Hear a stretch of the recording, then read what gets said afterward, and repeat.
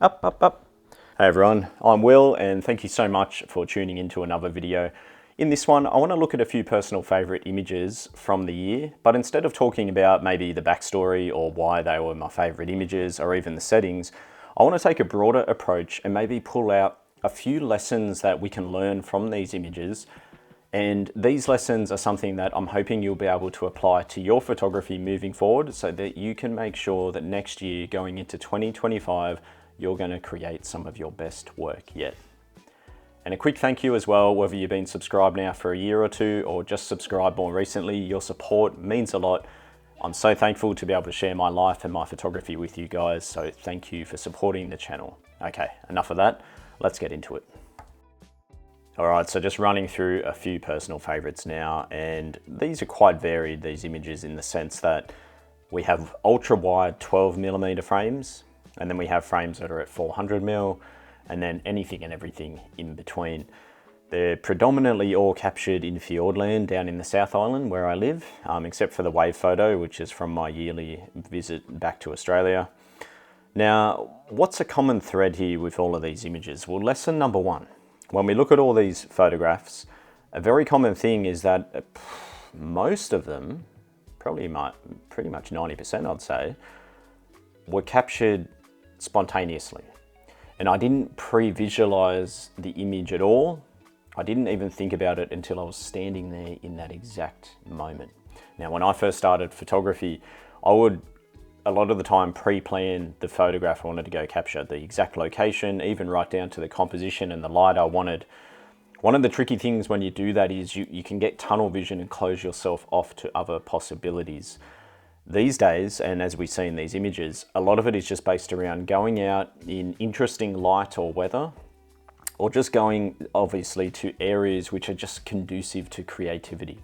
For example, a forest, just going into a forest, maybe going into a forest on a rainy day, going in when the sun is close and low to the horizon so you get soft light. But I'm not thinking about, oh, I want a photo of a tree like this or some ferns or, no, not at all. I'm just putting myself out there and then being spontaneous. This mountain scene here was one of my favorites, and that was part of a video we put up a couple of months ago. I never would have conceived that image at all. There's a huge expansive mountain range here, 180 degrees. I just happened to, at the time, react to that moment. I saw the light, the layering, and the moment was there, and it ended up being a very personal favorite out of the whole year. There was no way I could have planned an image like that. So with yourself moving forward, try to be more spontaneous, which kind of gets into another point here about just get out there. Don't sit on the couch and and look at the weather forecasting and think it's not going to do what you want. Trust me, I've done that so many times, and you just end up getting stuck in a cycle of inactivity.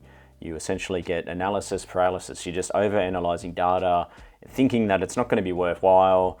Rinse and repeat. You might not pick the camera up for weeks or even months.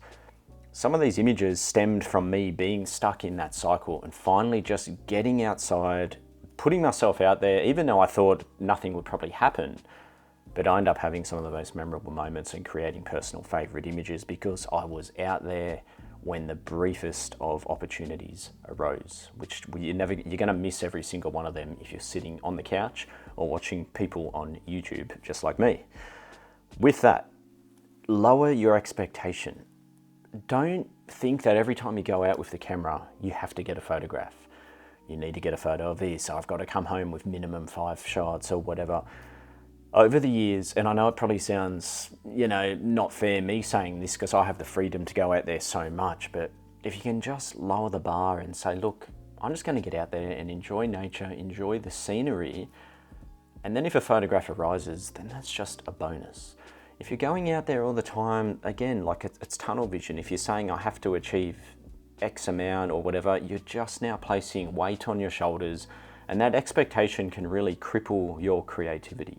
So try to just approach the landscape more as an observer, as someone who enjoys nature, and then you'll be liberated and you'll realize that the creativity just comes more naturally that way. You're not going in there with any preconceived goals or expectations.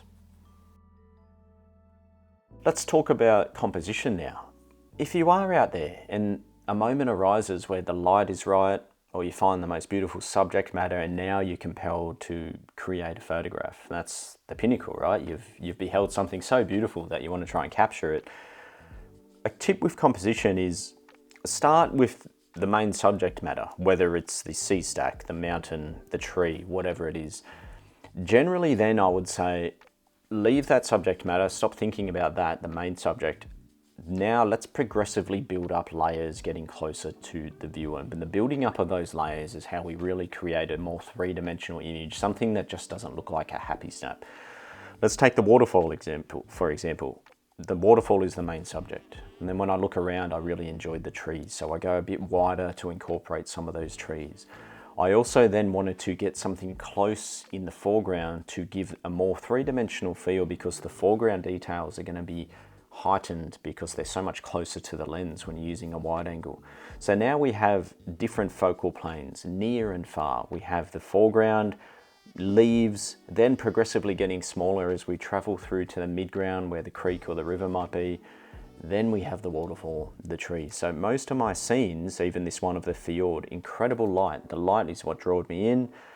We've got the fjord, the water curving through the frame. And then I purposely positioned myself to get the trees, but not just a row of trees. I wanted trees progressively getting bigger and smaller. So now the eye should hop and bounce through the frame. And the last tip that I just want to pass on, just experiment out there. Don't think that there's one specific way or one group of settings to create an image. You'll see here on YouTube, there's just an overwhelming amount of information, and some of this information, and even when it comes specifically to camera settings, those settings have been set for a very specific moment in time. Specific light, specific water flow,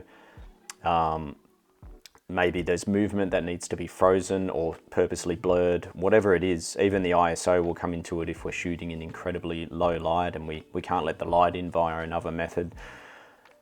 For yourself, experiment with different settings and then get home and review. The best way to learn is hands-on, and that's how I learned. It was learned through trial and error, and that goes back to just getting yourself out there, getting off the couch, getting in the reps with the camera, coming home, having a play, and that last point about don't put too much expectation on yourself. Don't overthink it. Treat everything as a learning process. Every now and then you'll get something that works. The times it doesn't work, you're just going to learn from that anyway. And on that note, I think we can pretty much leave it there. What I want you to do is get your camera and get outdoors as much as you can. And if you have any questions, come in, see me on the channel, and I'll do my best to help you. But I really think you're going to learn the most by just applying it and learning firsthand, coming home and not burdening yourself by, having these preconceived goals or ideas. Just enjoy nature, see what nature provides. Anyway, I'm going to ramble on too long, so I'm going to leave it there. Thank you so much, guys. Your support means a lot. New videos coming soon, as well as some new tutorials as well. So if you haven't checked out some of my older tutorials, my masterclasses, the composition masterclass, black and white, you name it. I pretty much cover everything, but I've got new ones on the way. So please stay tuned for that. Otherwise, just check out the link below. Thanks again. Cheers.